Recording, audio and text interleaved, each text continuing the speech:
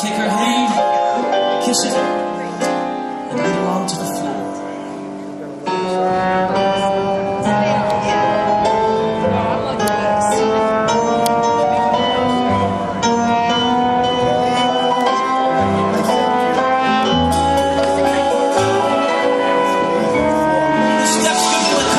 Rick!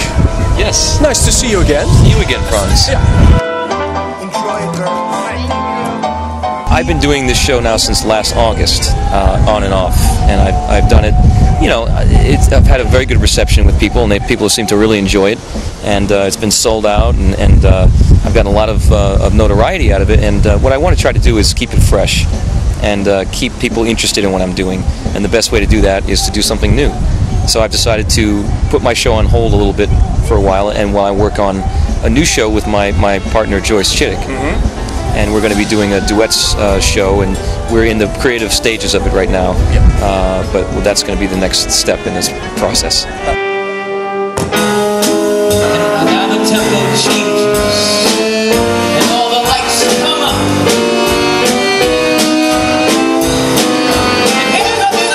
The reason I wanted to do this show is because I wanted to bring back song and dance in Las Vegas, and it's something that's sorely lacking in this town. You don't really see anything like you used to see back in the 60s, back in the heyday of Las Vegas, like Frank Sinatra, Sammy Davis Jr., all the people who came to Las Vegas, Elvis, these great entertainers that headline these hotels. You don't see them anymore. They're in place of the things that have taken their place are Cirque du Soleil, big shows like Jersey Boys, and big spectacular kind of shows. But I wanted to bring it back to a really simple, small thing that's just purely entertainment. Its focus is on storytelling and joking around and having fun with the audience, and song and dance, and just talent.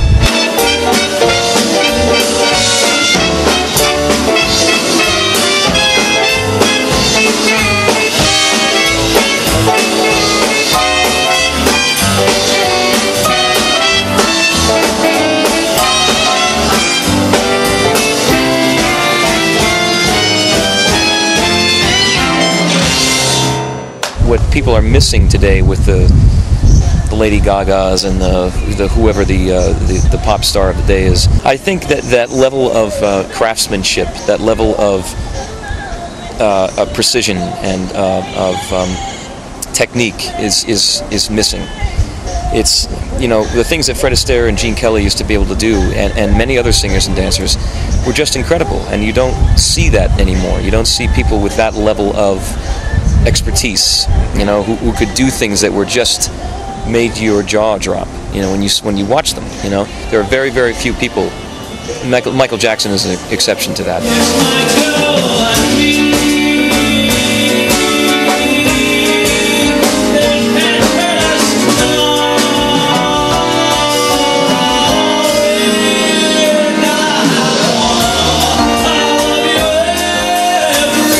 I was so lucky to see your final show. I saw a lot of ladies. Ladies of a certain age? I'm not saying that. I saw a lot of ladies, lovely ladies. Yes. There were a lot of women, and I think what I do appeals to, strangely enough, all demographics. It appeals to. I've seen young people, old people, middle-aged people. Now, of course, it appeals to the older set because they remember that music. They remember listening to it when they were young, or their parents listened to it. The ladies thing, I can't really say why. Well, maybe you can tell me. Yes, I observed them, and you really made 10 of them cry at one moment. That makes me happy to hear. It means I did my job.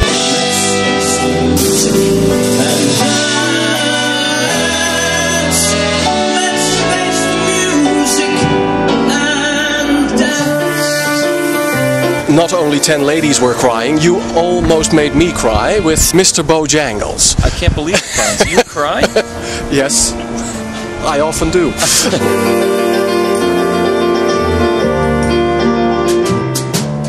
Little man, Bojangles, and he danced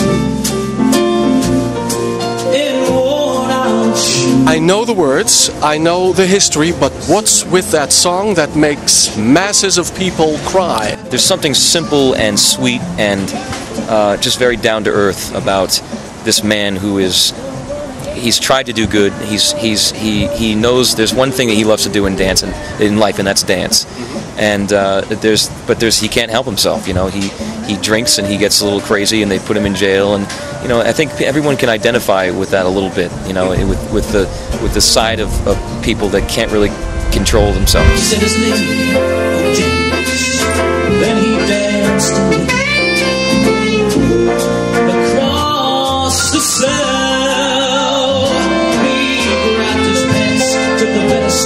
Oh, he jumped so high, and then he clicked his heels. During that number, your dancing is very scarce. It's dosed. It's, yes. Yeah. Why is that? In that song, it's less about just dancing. It's less about, you know, doing a dance number. It's more about telling the story of this guy's life, you know, and what this guy meant to the guy who was singing the song, you know, and I'm the guy singing the song. So I'm trying to convey to the audience what did that man mean to me who's singing the song.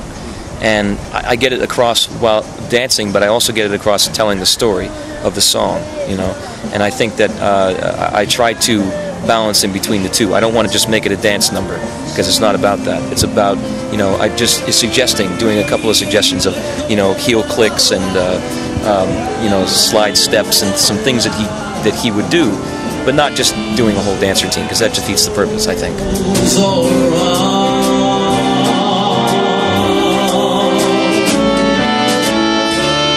That was Mr. Bojangles. Mr. Bojangles. Mr. Bojangles.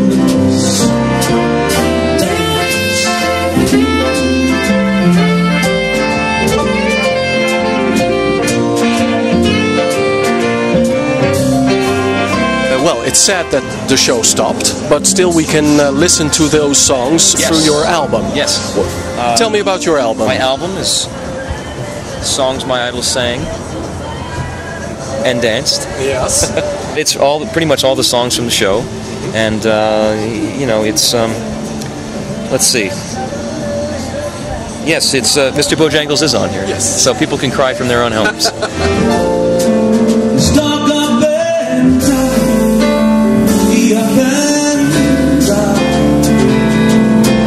After 20 years, we still breathe. Spill me some more beans about your new show with Joyce. Stand-up comedy, Sonny and Cher kind of There's going to be things. some Sonny and Cher type of things in there. There's going to be there'll be some Donnie and Marie kind of things in there. No, there won't. There won't be.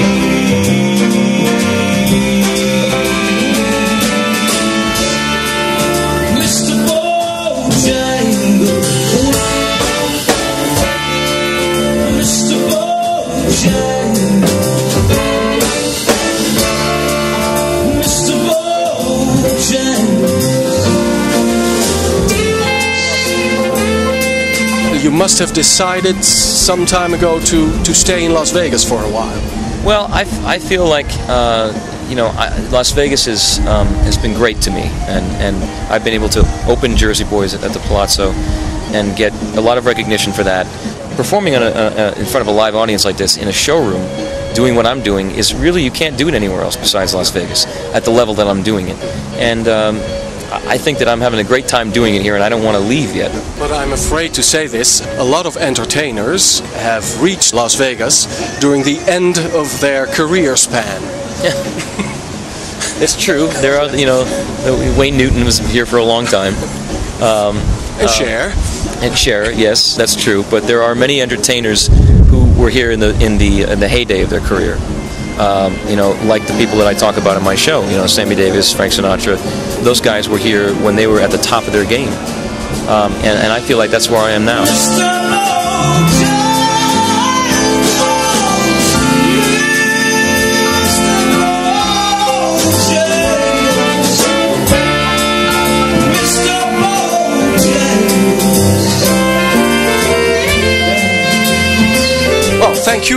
for this interview, and we'll be back in October, if we have our jobs and health, to watch your two-person show with your fiancé. Fiancé. Or maybe then wife. Maybe then, hopefully by then wife.